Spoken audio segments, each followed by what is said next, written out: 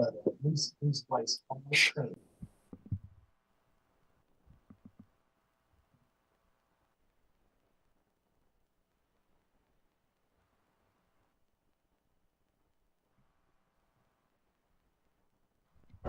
Yeah. You got it, Here we go. You get those are the kids that are in the program. Good evening, ladies and gentlemen. I'll call this meeting of the Woodford County Fiscal Court to order. Madam Clerk, would you please call the roll? Squire Taylor. Squire Gentry. Here. Squire Varner. Here. Squire Carl. Here. Squire Downey.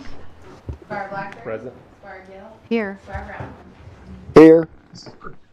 Thank you, Madam Clerk. We recognize we have two members on Zoom. Offering our invocation tonight is Derek Summerall of Versailles Church of Christ, and I think you have a special guest with you as well. Thank you for being here, young lady. The podium is yours to offer our invocation. If you don't mind to turn on the microphone. So I'll bow our heads, please. Our most kind and gracious Heavenly Father, we humbly approach your throne, and we thank you for this beautiful day. We thank you for the many, many blessings that you put into each of our lives, the ones that we're aware of and the ones that we are not aware of, Father. We're thankful for the love and grace that you pour into our lives. We're thankful for your Son and the blessings that come through his name, Father. We are mindful of many people that are hurting across our great state, across our great country. And we want to be good stewards of the gifts that you give us, Father. Help us see the many doors that you open so that we can help those affected by the hurricanes in Florida, Tennessee, North Carolina, all over, Father. Help us to be good neighbors. Help us to look to the needs of others. And Father, as this is a political season, Lord, and we know sometimes things can get hairy and touchy, and anger and vitriol seems to fly everywhere, Father. I pray for our leadership here in Woodford County, Lord, that they would set the example, that they would stand tall and show not only this wonderful county, but the town and the state and the world what good leadership means, Father.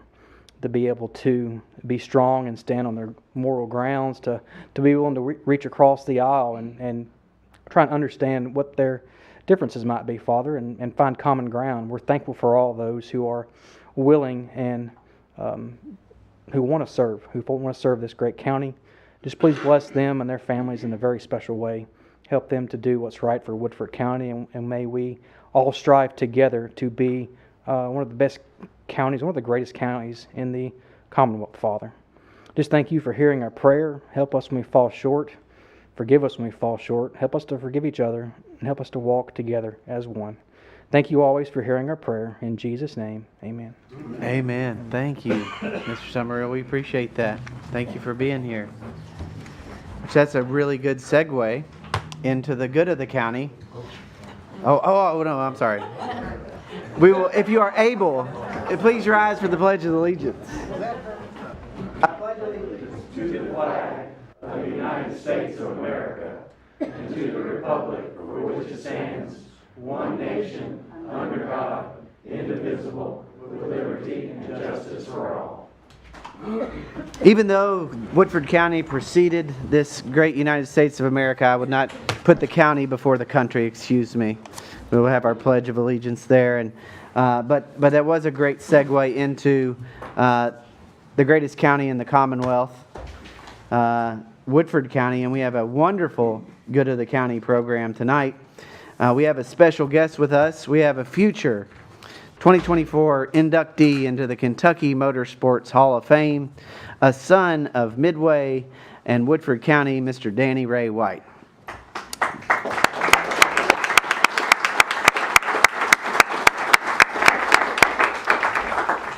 Danny's career in motorsports has spanned nearly 3 decades, beginning in the early 1970s when he competed with a formidable 67 Camaro in the Seagas category at the Bluegrass Dragway in Lexington and the Mountain Park Dragway in Clay City, Kentucky. In 1976, Danny embarked on a journey as both owner and driver in the emerging four-wheel drive truck pulling class, demonstrating grit and innovation by initially using an engine from his own farm truck. Danny quickly rose to prominence on the national stage, achieving a major milestone in 1979 by winning the prestigious Louisville Nationals with his expertly piloted twin-turbo big block Chevy. Danny contributed significantly to the motorsport's growth and legacy by serving on the Rules Committee, helping establish guidelines that continue to govern the 4x4 truck pulling class to this day. Danny shared his expertise with the legendary Orange Blossom team, piloting the 1977 Orange Blossom Special and the 1985 Ranger to 2 national championships, further cementing his legacy in the motorsports community. Danny's competitive spirit led him to make remarkable achievements, including finishing second in the points in 1986 and winning the Pro Show circuit in points and the championship in 1987. Demonstrating his versatility, Danny transitioned from dirt to water, pursuing drag boat racing, marking the triumphant culmination of a long and illustrious motorsports career. And Danny still pulls and races to this day. I mentioned that Danny is a proud Midwegian, proud Woodford Countian, and my understanding is when he was in junior high, the school that he went to, he had to go to Millville to school. And in the 8th grade was driving a Camaro and burning out in the parking lot down in Millville. Now these are just rumors, Danny, rumors, but I think they might have some kernel of truth in there. Well, you're right. So today we honor Danny Ray White as the first Woodford Countian to be inducted in the Kentucky Motorsports Hall of Fame, and we welcome him as one of Woodford County's home of champions. Ladies and gentlemen, Danny Ray White.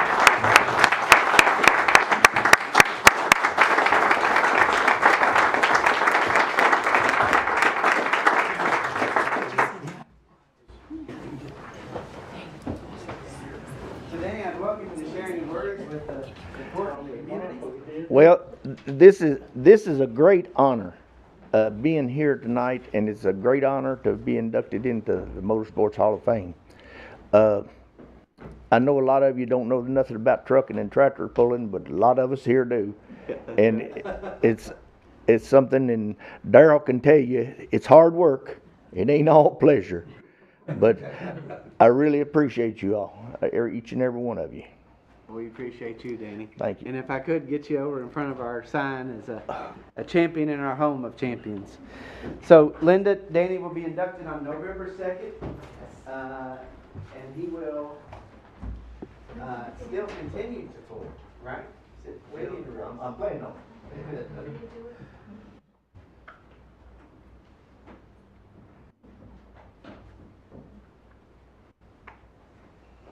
Linda, you want to get in this picture here? That'd be great.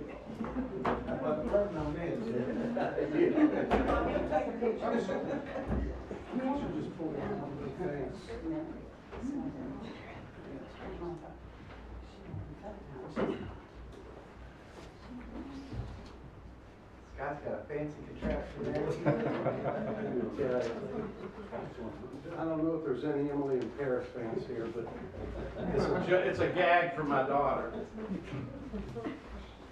Congratulations. Thank you. Yes, sir. We all have trouble. Absolutely. Thank you.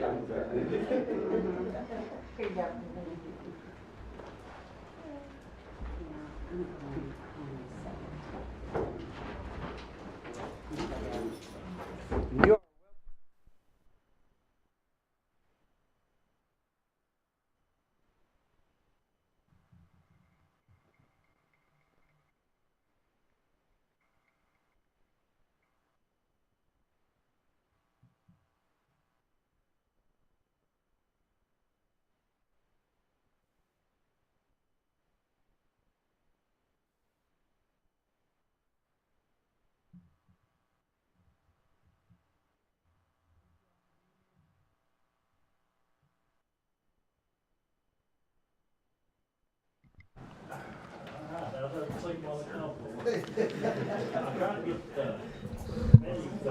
I don't want to spoil it for anybody, but those who just excused themselves made a good decision. I'm just going to tell you.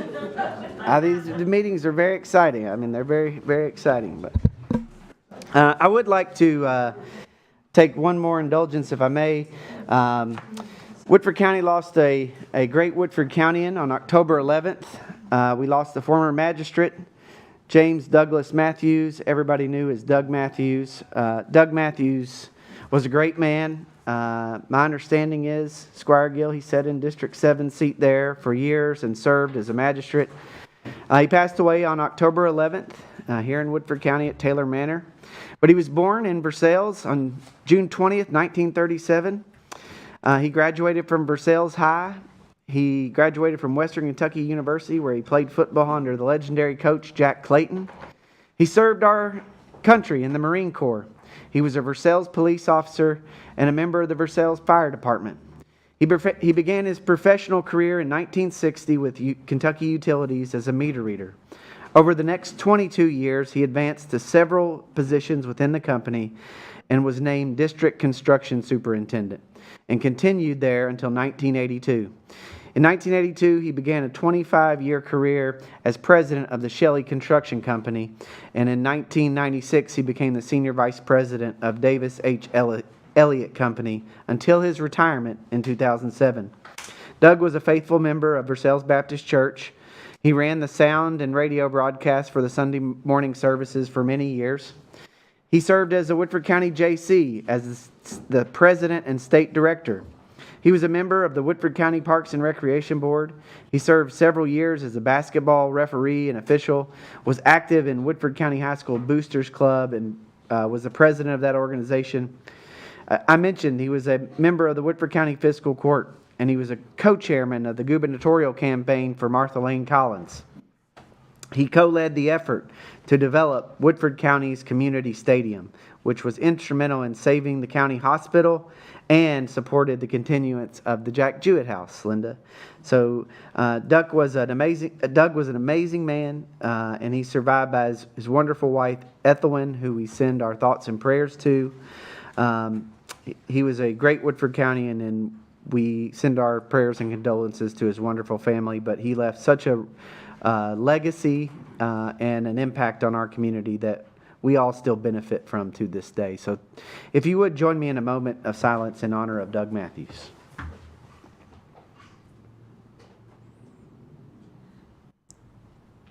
Amen. Thank you all. Thank you for the indulgence. I'd move on to our public comment. Anybody wishing to address the court or the public? The floor is yours. Seeing none, I'll move on to our business. We need the approval of the minutes of the regular meeting of October 8th, 2024. Are there any additions or corrections regarding any of the minutes? Seeing none, are there any objections to approving the minutes? Also, seeing none, we'll approve the minutes without objection. Moving on to reports. We want to start out tonight with a special presentation. It's our bourbon presentation. So I invite our guests to the podium. We're going to start this meeting off with several discussions about bourbon, starting with our presentation. Yes, please. Thank you all. Appreciate you having me. It is tough to follow truck pulling with nuanced tax policy, but we will do our best today. We cover it all in here. Yeah, exactly. So, but yeah, thank you. Thank you for the time. I know we have about 5 minutes or so, and I appreciate the judge's time earlier when he met with us, and I appreciate the court's time. And to be respectful of that time, I'm going to go through this presentation that you have before you very quickly, okay? It's really divided into 3 sections. It's going to talk about the barrel tax issue. It's going to talk about the power of agriculture and the power of tourism. I wish Emily was here tonight. She could speak to it more eloquently than myself. But we really just want to focus tonight on that barrel tax issue. So Eric, and actually we've got a deep roster of KDA staff, partners and members here that will help me if I get in the weeds too much. But yeah, so we've been doing this talk at several fiscal courts because we realized there's a lot of miscommunication, a lot of bad information out there. So we wanted to come in, talk to you guys, see if you had any questions, and really explain this barrel tax reform. So I can actually save you guys some more time. Those first 7 slides will really go into how historically bad this tax was for our industry and how it was the only tax of its kind in the world, this barrel tax. So for how long have we been working on this issue, Eric? 70 years? 75 years we've been working on this issue. So I don't know if people knew how long we've been working on this issue. I'm not that old. Yeah, and I think too, people are shocked to learn that roughly 2/3 of every bottle that you buy is tax, and then that cost of that bottle. And so this is just one of those taxes. So we try to explain some of that in those first 7 slides. And it's just a bad policy because you are taxing a non-finished good. It is like almost taxing something, as we lay out in there, almost like every part of a car as it goes down the line in Georgetown. So if you have questions about kind of the historical nature of that tax, you'll find that in the first part of that presentation. So I also want to focus there, if you can turn your attention to slide 9. So this is what we're going to spend our time with today, and I've got Tim queued up if we get into the IRB stuff. But House Bill 5 was really a compromise on 3 main points. We want to ensure school funding will not drop below the current tax levels. It provides a replacement tax mechanism for fire and EMS. And then the IRB funded warehouses, they do not phase down. And we can get into that in a little bit, because I know that's a very important issue to this county. So now comes the fun part. If you guys can go to slide 10.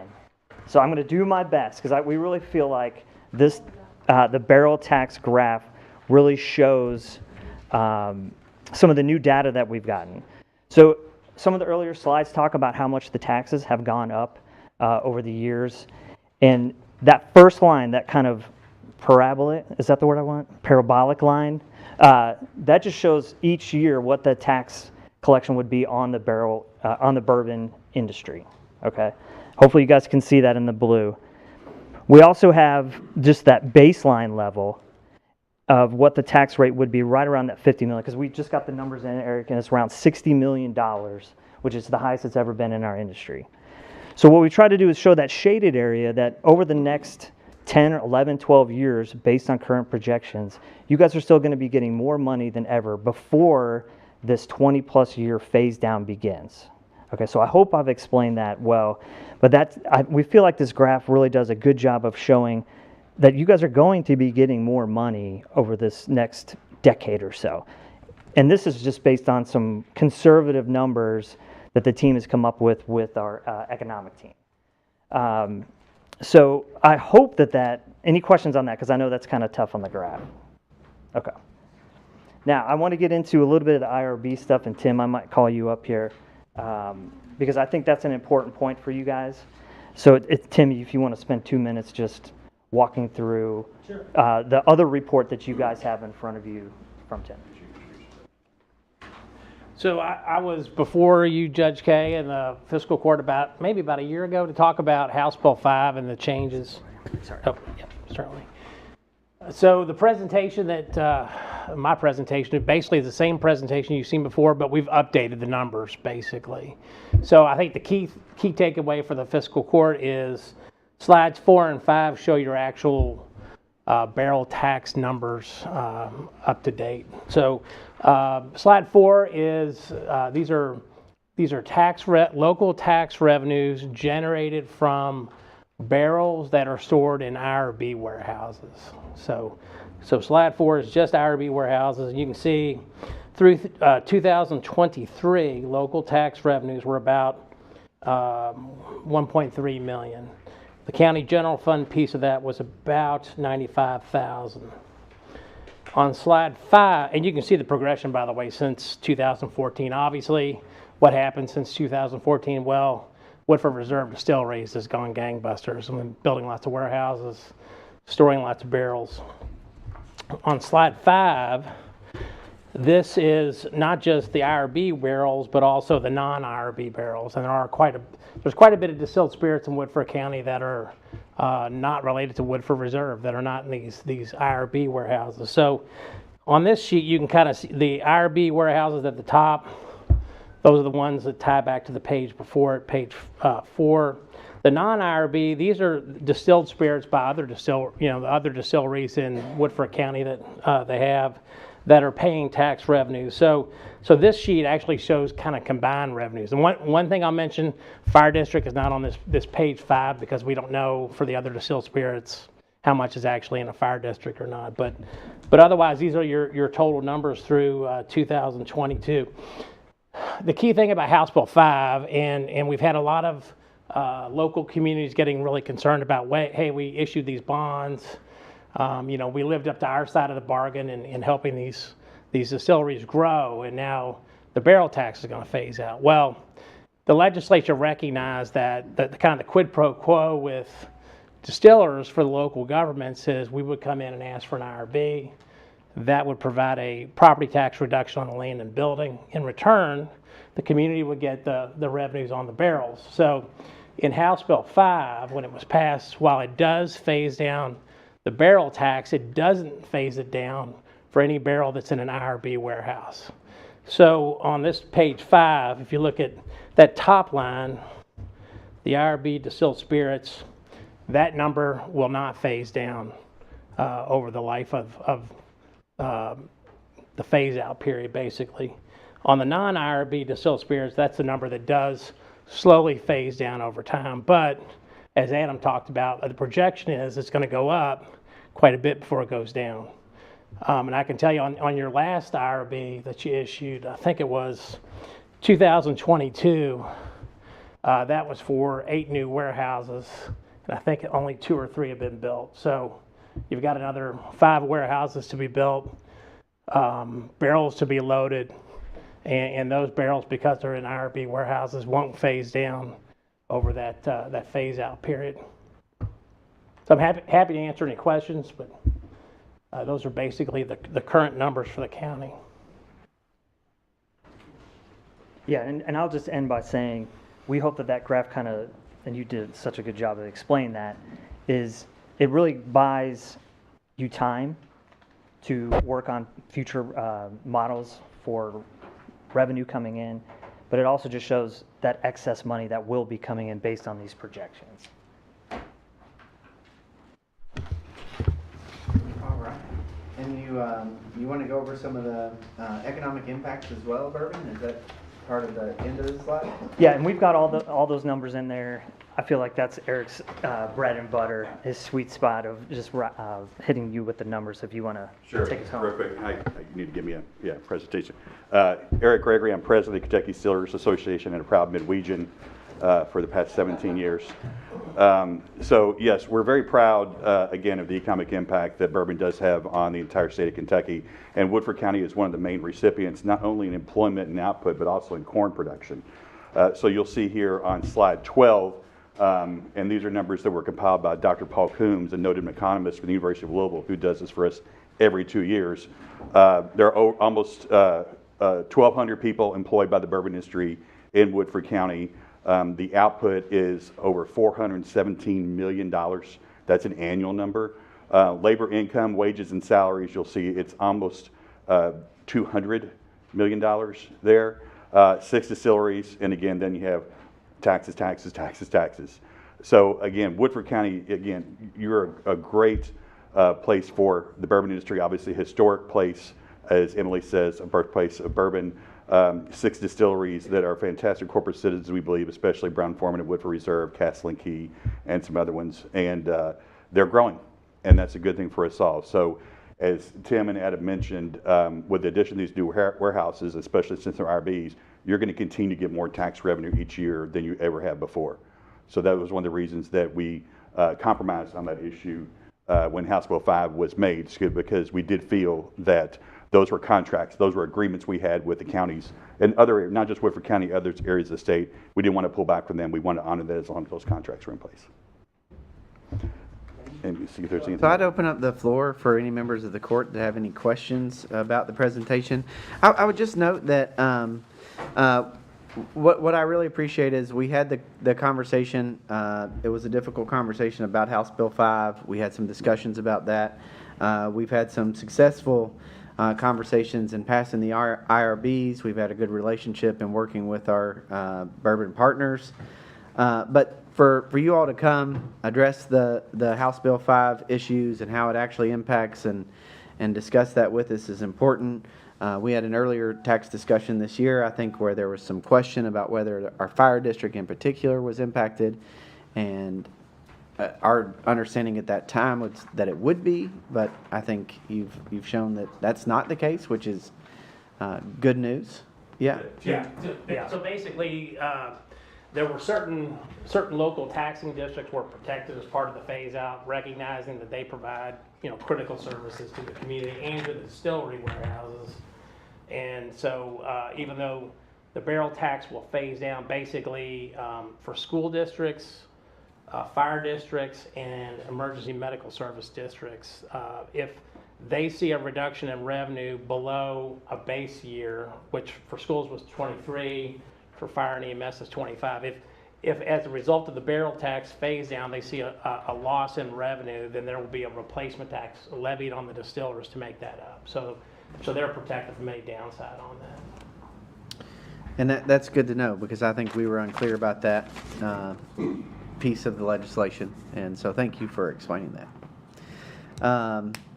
Other questions? Does anybody have any questions? Squire Gill? Thank you. Thank you for presenting this. It's helpful. It's a very confusing topic. The IRB goes through 2052, I believe. Let's see, we have three. The longest one. There were three different IRBs. Yes. It's on page 3. So there was one issued in 2014 that matures in 2044. Yes. One issued in 2017 that matures in 2047. And then the latest one matures in 2052. So Right. amongst the three, we had 4 warehouses in the first one, 2 warehouses in the second, and then the third bond issue is basically for these 8 warehouses that are going into Midway, of which I think 2 or 3 are complete at this point in time. So did I understand you correctly when you said that it would not phase down?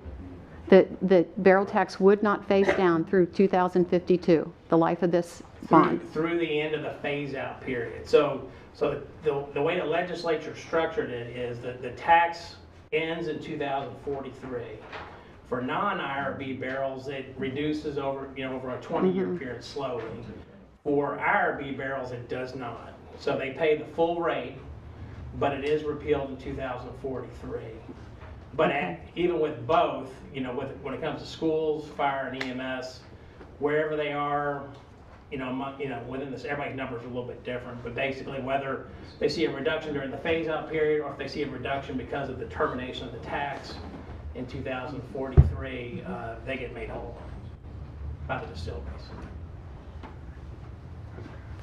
From a certain, they would correct it at a certain level. It wouldn't continue to grow over that time. It would stay the same. Is that correct? Well, so it's going to grow. At least our projections show that values are going to go up. There are going to be more barrels. So in the short run, your taxes will go up, but then they start to phase down. But the way these replacement taxes work is they basically say we're going to look at what the schools received in 23. We're going to look at what fire and EMS received in 25. If anywhere along that curve you get below one of those baselines, then the distilleries will make up the difference to make sure they're still getting that same level of revenue. Okay. Other questions or comments?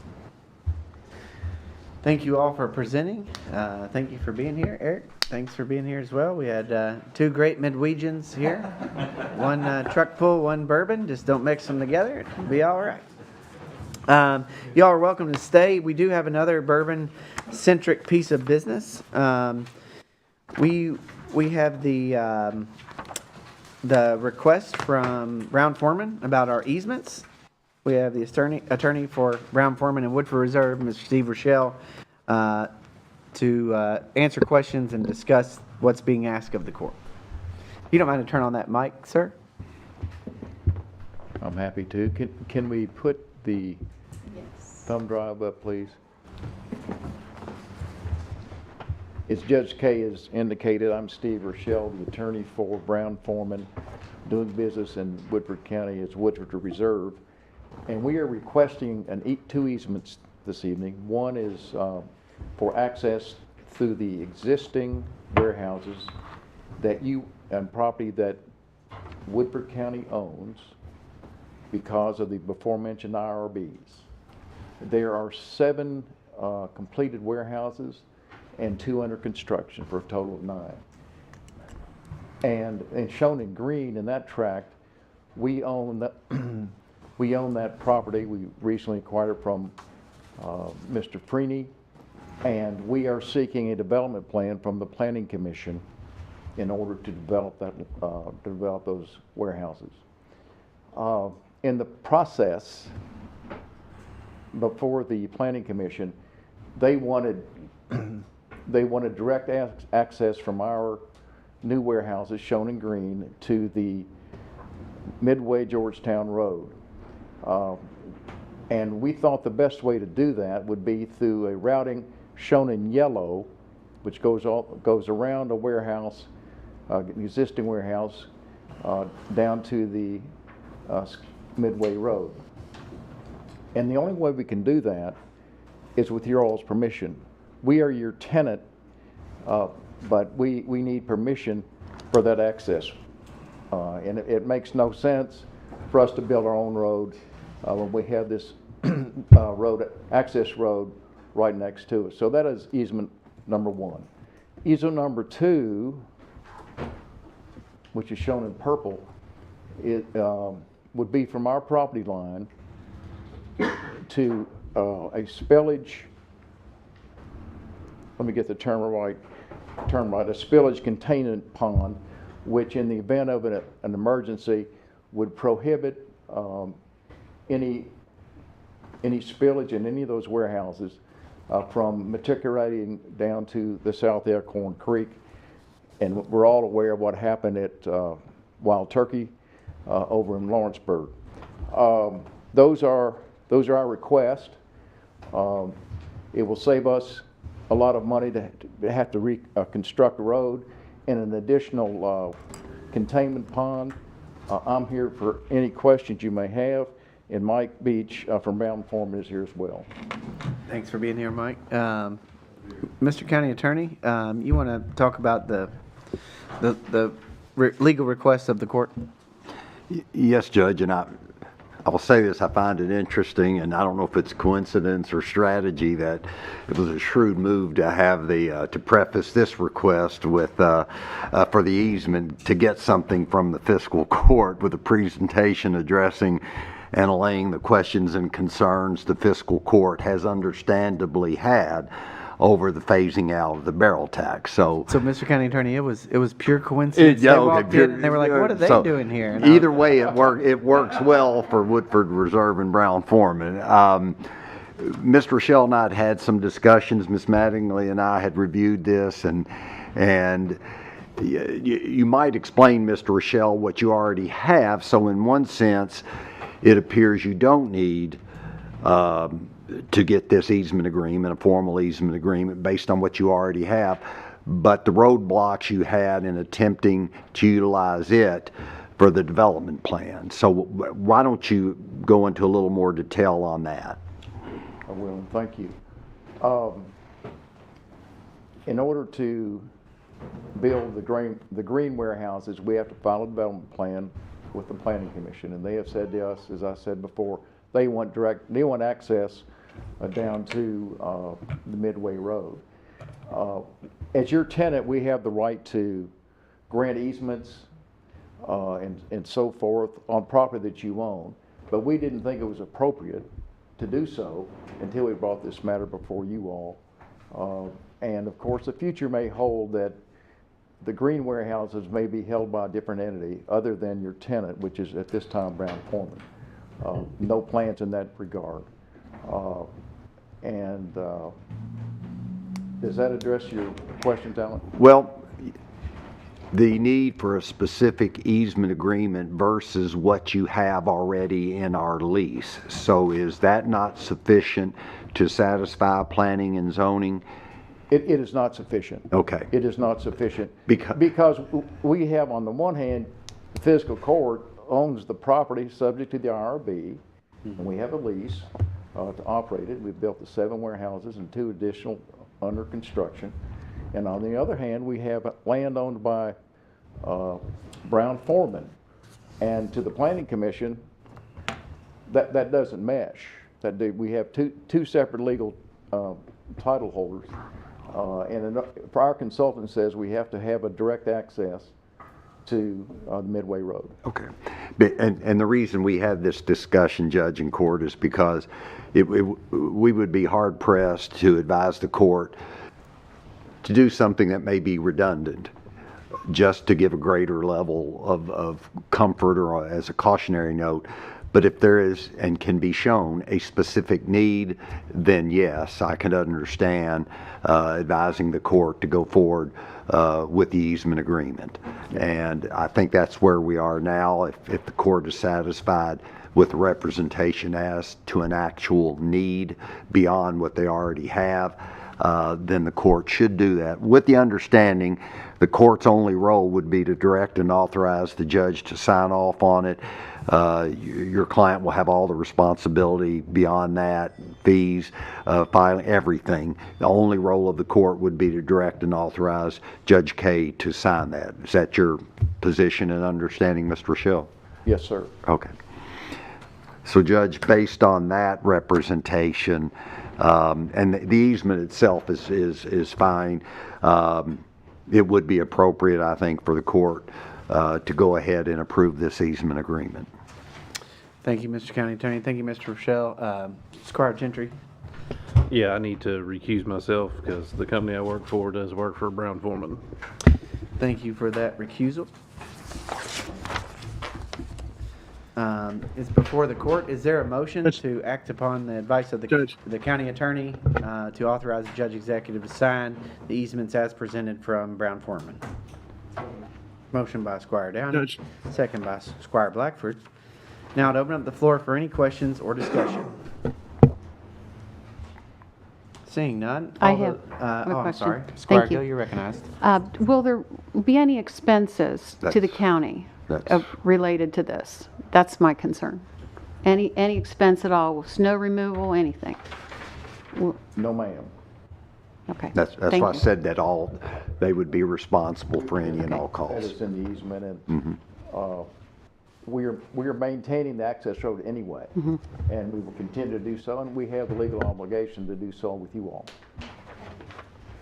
Thank you, Squire Gill. Squire Taylor. Can you hear me? Let's work on his audio. Try that. Can you hear me now? We got you. Okay, I just wanted to, I've heard from a lot of constituents on, live off of 341 with concerns on the traffic, the increased traffic there. Have you, as part of that development plan, is there any conversations with the state on that safety or access concerns? I know this may increase traffic flow in that area. Mr. Rochelle, do you have any? Oh, we haven't had any discussions with the Department of Highways, but keep in mind that even though there might be traffic concerns there, it is not generated by us. We might have 1 or 2 trucks per day, and maybe not even that many. There's probably just a couple trucks a day. A couple trucks a day. But I think what you have to understand, I might be, we're pretty much loading and unloading one warehouse at a time. All the other warehouses are aging over the course of 5 years. So even though there's more warehouses on site, the actual traffic coming in that will increase as our volumes increase, but it's in the percentage low. It does not. I hope that answers your Yeah. Squire Taylor, does that answer your question? Sure, thank you. Okay. I will note, Squire Taylor, that I join you and other folks who are working with and encouraging our state representative, state senator, and others, along with the judge executive and magistrate in Scott County, to urge traffic safety improvements on 341, regardless of this specific area. That entire stretch from the interstate to the county line sees more traffic than it was ever envisioned, and it is a dangerous road. And we hear about it from constituents all the time. Squire Taylor lives that, and you know, just for the record, we would encourage everyone to remain in contact with our state officials, Department of Highways, Transportation Cabinet, and elected officials, state representative and senator, on encourage them to improve that corridor. Thanks, Judge. That to clarify on that Because really my interest and emphasis is raising awareness about that need for infrastructure improvements in that area, and this just being another layer to that. Thank you. Thank you. And I would say that Mayor Grayson Vandergrift is also involved in those discussions with us, as is the Midway City Council. Judge, Mr. County Attorney. in light of Squire Gill's question, Ms. Rochelle, would you be willing to add a provision for our review and Judge Kay's review relative to the assumption of all costs and expenses related to this? Let me confer with my client. Yes. No, we already have those obligations, so But we will. if you we will insert that. include that and run that by us, then if there is going to be a motion to approve, that it would be contingent upon that, Judge. So there's a motion on the table. right.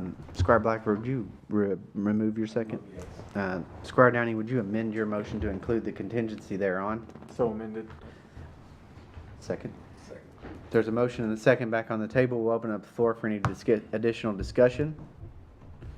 Seeing none, all those in favor of the amended motion, which includes the conditional language on approval of the judge, executive, and county attorney, please vote and signify by saying aye. Aye. All those opposed, nay. Motion carries unanimously. Thank you. Thank you, Mr. Rochelle. All right, can I Sweet. say hello to Coach Blackford? You Yes. coached my son, Henry Clay.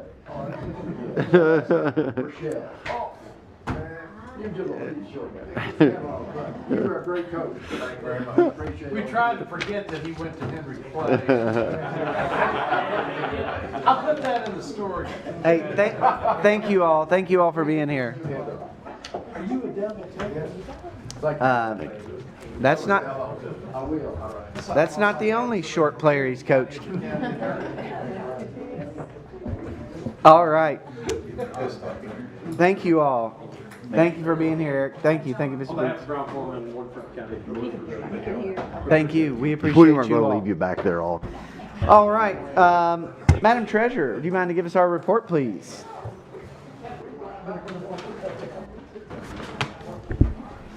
Tonight's balance is $14,667,129.51. Does anybody have any questions? Does anybody have any questions from the treasurer on the treasurer's report? Seeing none, thank you, Madam Treasurer. We do need to approve and accept the fiscal court's quarterly report for the quarter ending September 30, 2024. Motion for same? Motion. Motion by Squire Carl, second by Squire Gill. Yes. All those in favor, please vote and signify by saying aye. Aye. All those opposed, nay.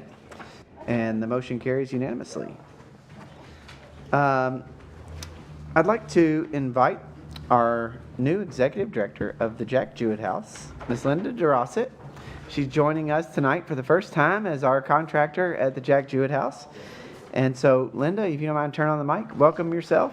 Welcome. Introduce yourself to the court. And I understand you have a grant application that you'd like us to approve you to apply for. I do. Thank you so much, everyone. Everyone has been so warm and welcoming, and I'm so excited about my opportunities at the Jewett House. And I would like to propose, on behalf of the Jewett House, that we apply for a $10,000 grant from the Kentucky Historical Society due this Friday, October the 25th, to be used in the production of a video highlighting Jack Jewett, his role in the Revolution years, and this is in conjunction with the America 250 celebration, which is going to be very big and which is going to open up all sorts of opportunities for the Jewett House and Woodford County, and to highlight the wonderful history that has taken place here. Can I have a motion to authorize the application for said grant? Motion. Motion by Squire Gill, second by Squire Varner. Are there any questions? Seeing none, all those in favor, please vote and signify by saying aye. Aye. All those opposed, nay. And the motion carries. All right, wish me luck. Friday's coming quickly. Thank you. Thank you, Linda. Welcome. You're more than welcome to be excused as well, but we're really glad to have you on board. I'd just like to note for the court that Sam Dunn is still on contract. He's helping in this transition time. And Sam will get married to his fiancee at the courthouse on Saturday. So congratulations to Sam. Welcome to Linda, and we're really happy to have you at the helm of the Jack Jewett House. Thank you. Now, a very, very important piece of business. I'd like to invite our county clerk, Sandy Jones, to come up and talk about this little thing going on November 5th that you all may have heard about, the general election. 2 weeks from today. 2 weeks. 2 weeks from today. So today's been a very busy day. We have been transitioning out of our first phase, absentee voting, getting ready to go into this has been the mail-in absentee voting. We're getting ready to go into the walk-in absentee voting. Absentee ballots started being requested on September the 21st. It ends this evening at 11:59. And to this point now, we're counting the ballots that will be going out tomorrow. We have had 1,100 ballots mailed out, all-time high. So, like I've said before, that's pretty much the indicative way we are going to be able to anticipate what's going to happen on Election Day. So, we're bearing down and ready for it. As you saw downstairs, we're getting ready for the walk-in absentee. It will be held here in the courthouse and in my office. There are 10 excuses that they can qualify for to be able to have a ballot, and we are totally prepared. As you can see, we've got the ramps all outside. They will come in the sheriff's office. I have 3 stations inside in my office, and then they will receive their ballot, go out into the hallway, and then put their ballot in as they go out the front door. So that's kind of what we have done in the past for early voting, but we will be utilizing it just because we do anticipate there to be such a big turnout. So we have finished our training. Training was completed with 105 precinct election officers because of how we've had to increase our stations.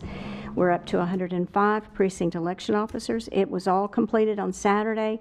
Fabulous turnout. Everybody has been very engaged and excited and challenged, ready to go. We have early voting that will be starting. Well, let me tell you about the days of the walk-in absentee. When that starts on Wednesday, tomorrow, we will be Wednesday, Thursday, and Friday, the following Monday and Tuesday and Wednesday, and then the next Thursday, Friday, and Saturday, which will be October the 31st, November the 1st, and November the 2nd. Thursday, Friday, and Saturday will be early voting at Falling Springs. And we've got all kinds of plans ready for that as well. That's about all I can tell you is where we are and where we're going. All right. Thank you, Madam Clerk. We also have your quarterly report and your audit. Yes. And if it's all right with you, I'll entertain a motion to accept the quarterly report for the quarter ending September 30, 2024. Motion with Squire Gentry, second by Squire Varner. Are there any questions? Seeing none, all those in favor, please vote signify by saying aye. Aye. Aye. All those opposed, nay. And the motion carries unanimously. The next item is the clerk's audit for 2023, which appeared to be a very good audit. Yes, and a thank very you. good indicator that you're doing a good job and running a good office. Thank you. Thank you. Thank you for that. Thank you for your leadership on that. Absolutely. Is there a motion to accept into the record the audit for the year ending 31/23? Motion. Motion by Kelly Carl. Second. By Mary Ann Gill. Any questions? Seeing none, all those in favor, please vote and signify for accepting the audit into the record for the Woodford County Clerk. Signify by saying aye. Aye. Aye. All those opposed, nay. And the motion carries unanimously. Thank you, Madam Clerk. Thank you.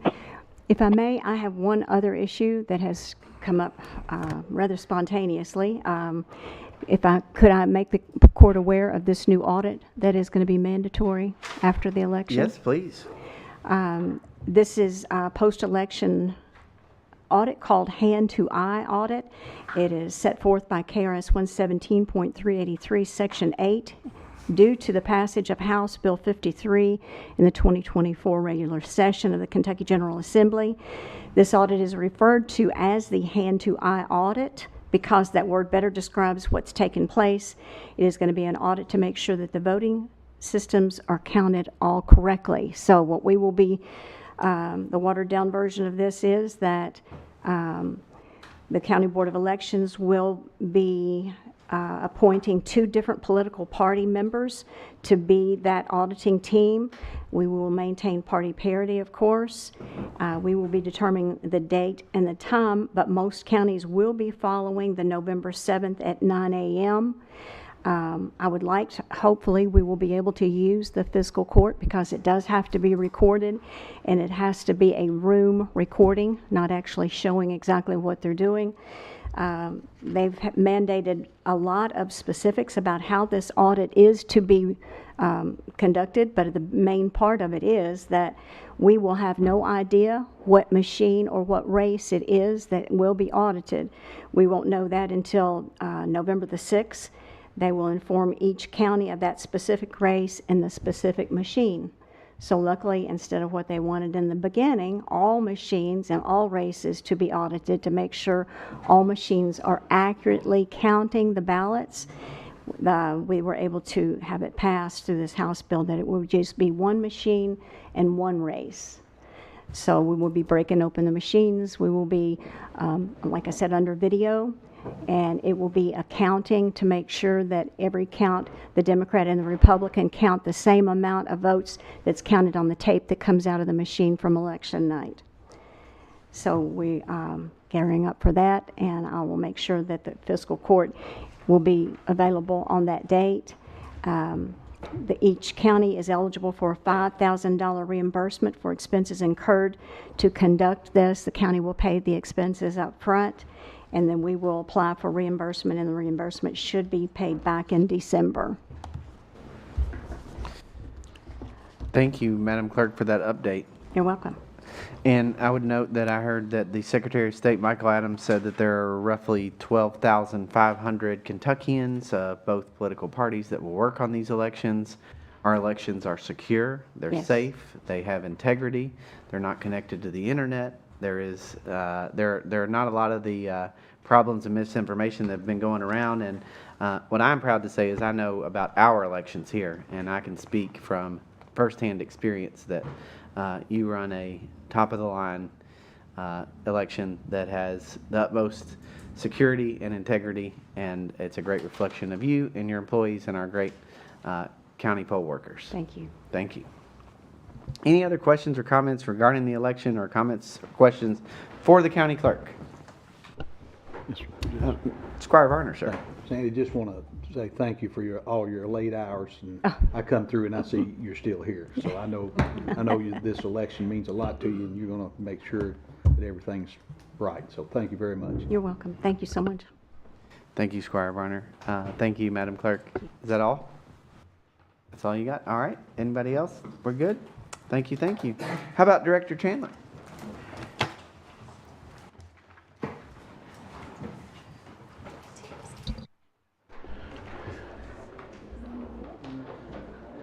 Judge, I have 2 requests of the court tonight. The first one is an amended out-of-state travel request.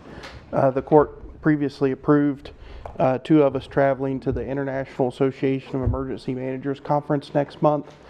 At the time we submitted that request, that was the plan. An opportunity has come up to send a 3rd person at no additional cost through a scholarship through the Kentucky Association. And I know the coverage might be a concern. We've already got agreement from 3 of our contiguous counties that they would be willing to help out if something were to transpire during that period where Deputy Mills is here solo. Thank you, Director Chandler. Is there a motion to approve the amended out-of-state travel for emergency management? Motion by Squire Carl, second by Squire Downey. Are there any questions? Seeing none, all those in favor, please vote and signify by saying aye. Aye. All those opposed, nay. The motion carries. Judge, the second item is a master agreement contract with the Commonwealth.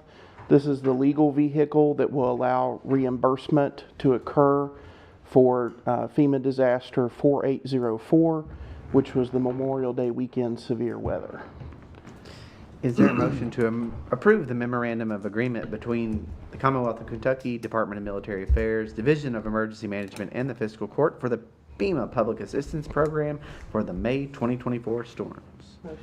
Motion by Squire Carl, second by Squire Gill. Are there any questions? Seeing none, all those in favor, please vote and signify by saying aye. Aye. All those opposed, nay. And the motion carries. That's it, Judge. Thank you, Director Chandler. I'd like to provide a brief update on the food pantry executive director position hiring process. Woodford County Human Resources has received all the applications, roughly 40 applicants applied, and we have put those all in a file, which has been distributed to each member of the court. It's been delivered to be distributed to the City Council and the Food Pantry Board. I've also asked that the Food Pantry Board include Sharon Hardin as director and other important volunteers to look over those and review those. So everybody has had the opportunity to review those, and the recommendation that I've sent to the food pantry is for them to create a screening committee and to begin going through those applications. Obviously, members of the fiscal court and city council may express their recommendations or questions to the screening committee at the food pantry, but the screening committee at the food pantry will ultimately try to get a number of candidates down to a manageable list in order to conduct interviews. Those interviews will be done by the Food Pantry Screening Committee, which will not include members of the fiscal court, myself, or the city council. But I've instructed them on the human resources processes of how to conduct an interview. For example, coming up with a list of questions, using the same questions for each candidate, all of those sort of things. And I've availed Teresa Tipton, our human resources manager, to the food pantry in the process. So if they have any questions, they can go about it and go about it in the way that modern HR would conduct a hiring process. So the food pantry will then report to us a list of finalists, and you all will be able to review that list. And then the other applicants would get a letter informing them that they are no longer under consideration. And they will then conduct those interviews, and then hopefully that will dwindle down to a much smaller, more manageable list, 2 to 3 candidates. And at that point, myself, potentially a member of the city council, would join the interview process for the final candidate. But I will bring you another update when they get that list of initial interviewees and finalists ready. So once that final interview panel they will make a recommendation to the food pantry board, to the fiscal court, to the city council. And again, we will meet in closed session as we would for any other hiring candidate. We will consider that recommendation and make that approval. As you all will remember, the food pantry, the fiscal court, and the city council must be in agreement on that approval pursuant to our MOA. So that's a general outline. If anything changes, I'll keep you updated, but that's where we are in that process. Does anybody have any questions on that? Seeing none, I'll move on to the general orders and unfinished business. The bills to be paid by this county are before you. Are there any questions or comments on any of the bills to be paid? Seeing none, are there any objections to any of the bills to be paid? Also seeing none, I will approve the claims to be paid without objection. I need a motion to approve the Visa claim for the Sheriff's Office in the amount of $1,566.49 using asset forfeiture funds. So moved. Motion by Squire Downey, second by Squire Carl. All those in favor, please vote and signify by saying aye. Aye. Aye. All those opposed, nay. And the motion carries. We also have the ratification vote of October 11, 2024, where the email approved the claims from Elon Financial Services in the amount of $1,695.12 and our PNC Bank National Association in the amount of $3,142.79. Is there a motion to ratify same? Motion by Squire Gill, second by Squire Varner. All those in favor, please vote and signify by saying aye. Aye. Aye. All those opposed, nay. The motion carries. We have a couple of transfers. We need to ratify the October 9th, 2024 email transfer approval, the additional quarter-end transfer. Is there a motion to ratify same? Motion by Squire Blackford, second by Squire Downey. All those in favor, please vote and signify by saying aye. Aye. Aye. All those opposed, nay. And the motion carries. We also have our transfers for this meeting. Is there a motion to approve same? Motion. Motion by Squire Carl, second by Squire Gentry. All those in favor, please vote and signify by saying aye. Aye. Aye. All those opposed, nay. And the motion carries. We also need to approve the personnel order. Is there a motion per se? Motion. Motion by Squire Gentry, second by Squire Carl. Are there any questions? Seeing none, all those in favor of approving the personnel order as presented, please vote and signify by saying aye. Aye. Aye. All those opposed, nay. The motion carries. I have some important news that are in our maintenance department. Joan Pat Joseph has announced that she will be retiring at the end of the year. Oh. We want to thank and appreciate Joan Pat for her many years of dedicated service to the county, to the courthouse, and to our maintenance department. She will be deeply missed, and that will be a very, very difficult position to fill. But she wanted to let me know that she was ready to announce that, and that we could go ahead with her approval, advertise, and begin the hiring process. So I waited for her approval, and I towed that line. You do what Joan Pat asked you to do, and you all know that. So I would entertain a motion to advertise and begin the hiring process for the soon-to-be-open maintenance and custodial position. Motion. Motion by Squire Gentry, second by Squire Carl. Are there any questions? Any comments? Seeing none, all those in favor, please vote and signify by saying aye. Aye. Aye. All those opposed, nay. And the motion carries. And I'll be honest with you, I might have editorialized a little too long. Joan Pat said she did not want to make a big deal out of it. She did not want to hear about it. So I will go ahead and pre-apologize. And we will nothing will be in the works to really make sure that she's recognized and honored as she deserves.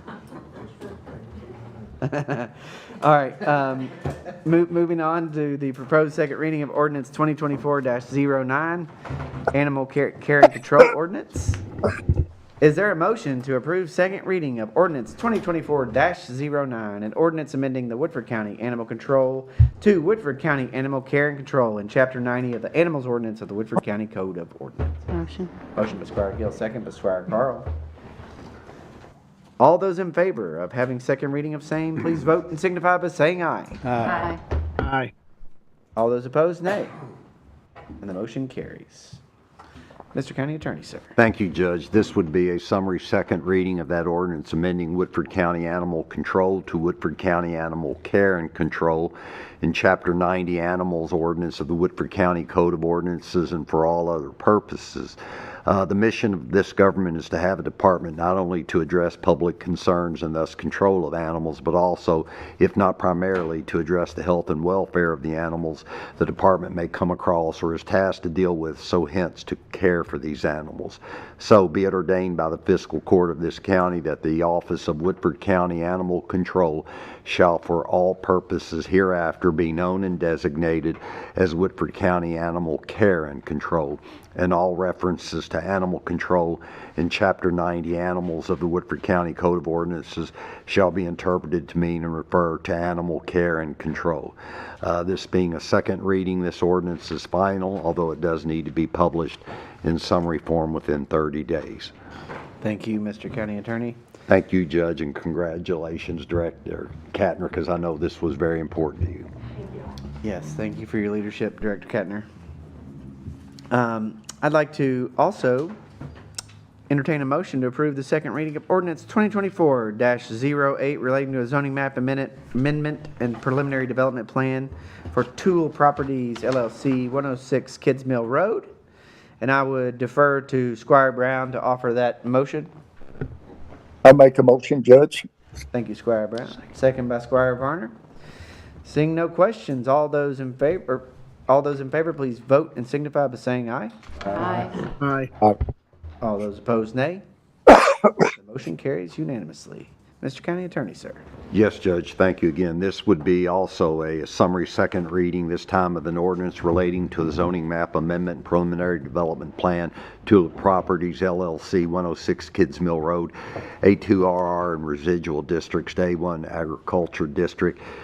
This zone change having been recommended by the Woodford County Planning and Zone Commission, be it ordained by the fiscal court, that property subject to the zoning map amendment contains 12.607 acres and is rezoned, as I just indicated, from A2 RR and residual to A1 Agriculture District, and the Versailles Midway Woodford County zoning map shall be amended to reflect this change. This being a second reading, this ordinance is also final, although it too needs to be published in summary form within 30 days. Thank you, Mr. County Attorney. And finally, we need to have second reading of Budget Amendment Number 2, Ordinance 2024-077, reflecting unbudgeted receipts in the amount of $313,300 for additional road funds and HAVA grant funds. Is there a motion to approve second reading of same? Motion. Motion by Squire Gill, second by Squire Carl. All those in favor, please vote and signify by saying aye. Aye. Aye. All those opposed, nay. The motion carries. Mr. County Attorney, sir. Yes, Judge, this too would be a second reading, this time of the Woodford County Fiscal Court Budget Amendment for 24-25 to address unbudgeted receipts totaling $313,300, 305 of that being in your road fund, and then $8,300 of that being federal grants relating to election equipment. Likewise, your appropriations budget will be amended to reflect the road funds of $305,000 and the federal grants relative to election of $8,300, again totaling $313,300. This being a second reading, it too is final and needs to be published in summary form within 30 days. Thank you, Mr. County Attorney. Thank you, Judge. The next item is the independent contractor agreement for the administration specialist at the road department. I can report to the court that I met with Gail Smith, who is the contractee for this position. If you all remember, we passed an administrative assistant position in the budget, although we believe that this would be a better way to approach that administrative need at the road department. We were able to meet with Ms. Smith today. We talked about her job duties and descriptions and the expectations, met with Road Supervisor Bo Wilson and Operations Supervisor Wright. And they are fully ready to bring Ms. Smith on board. It was recommended by the Contracts and Leases Committee to be approved by the full fiscal court. So upon that recommendation, I would entertain a motion to approve the independent contractor agreement as presented. Motion by Squire Carl, second by Squire Gentry. Are there any questions or discussion? Seeing none, all those in favor, please vote and signify by saying aye. Aye. Aye. All those opposed, nay. And the motion carries unanimously. Item J is the Millville Waterline Project. Squire Gentry and myself, along with the clerk, met on that project. It is getting going. I put it on there in case we had anything pressing to do before the end of the year, which is our obligation process. Although we believe in talking to the Bluegrass ad that we have sufficiently obligated the funds so that they are secure, but the funds must be expended by 2026. You all remember that we approved the Kentucky Engineering Group as of 10/22 to do our engineering. They have a good idea about the design. I think it was a very productive meeting. One thing I'll say is if there are any pressing documents in between now and our 3-week gap between our next meeting, that I may bring some of those for routine approval through email vote. But I'll make sure that I give you plenty of heads up and opportunity to review that. It may not be something that needs to come before the court at all, but given the end of the year deadline, I just wanted to make folks aware of that. Any questions on the Millville Waterline project?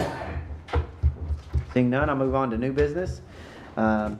The facility use request, we have a request to use the courthouse particularly for open restrooms for the 2024 holiday event season, coordinated by our new events coordinator contractor, Katie Cooley.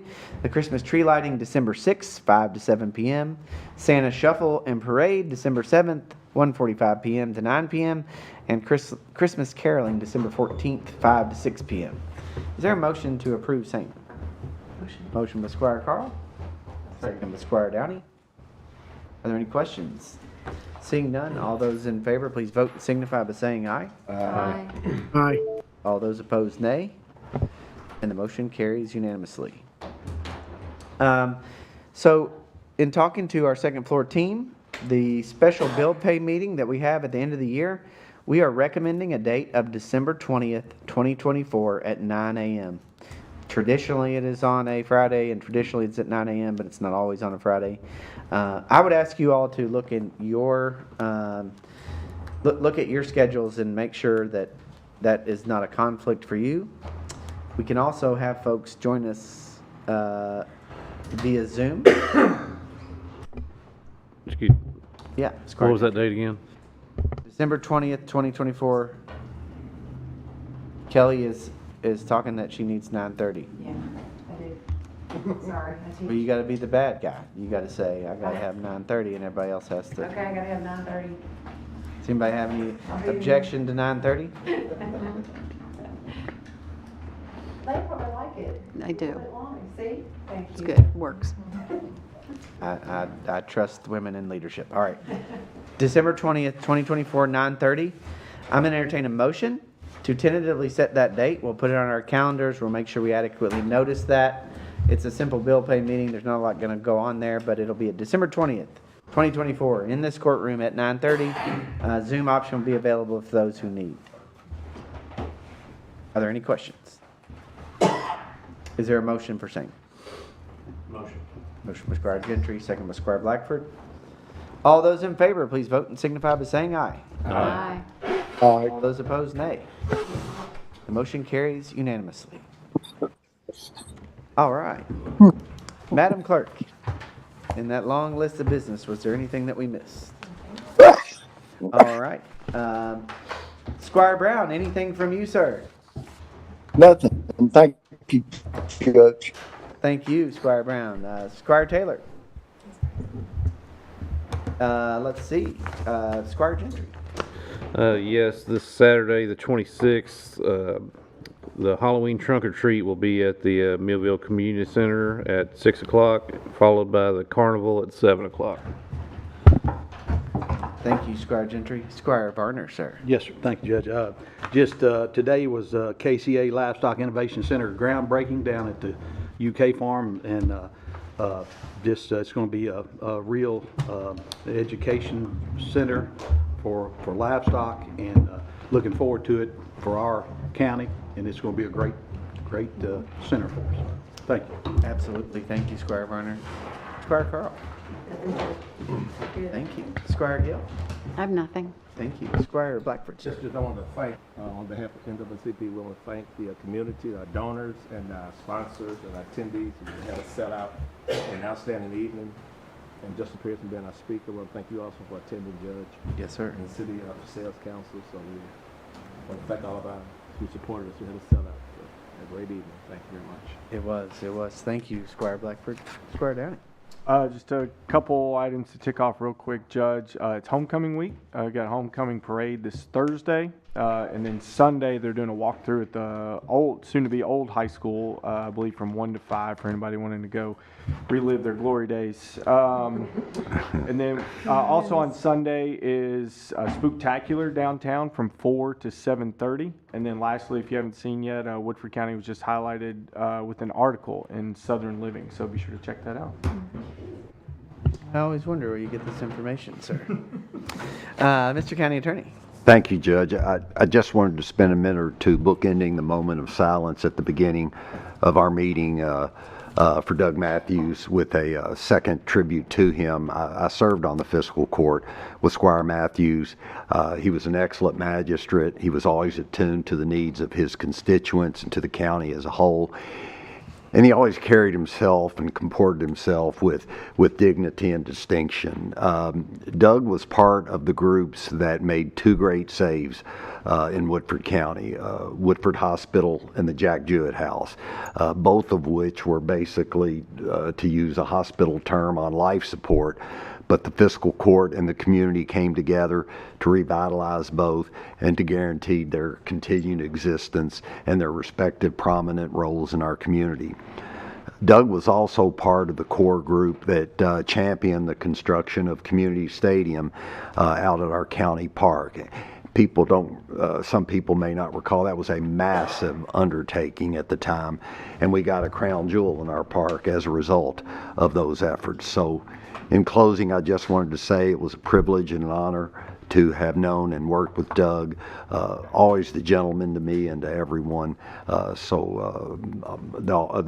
office wanted to wish our condolences to the entire Matthews family. So thank you, Judge. Thank you, Mr. County Attorney. I appreciate that very much. Thank your office as well. Woodford, son?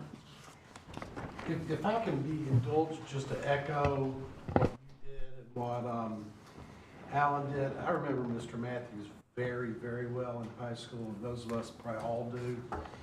His son was just a chip off the old block. Was one of the greatest football players this county's ever produced.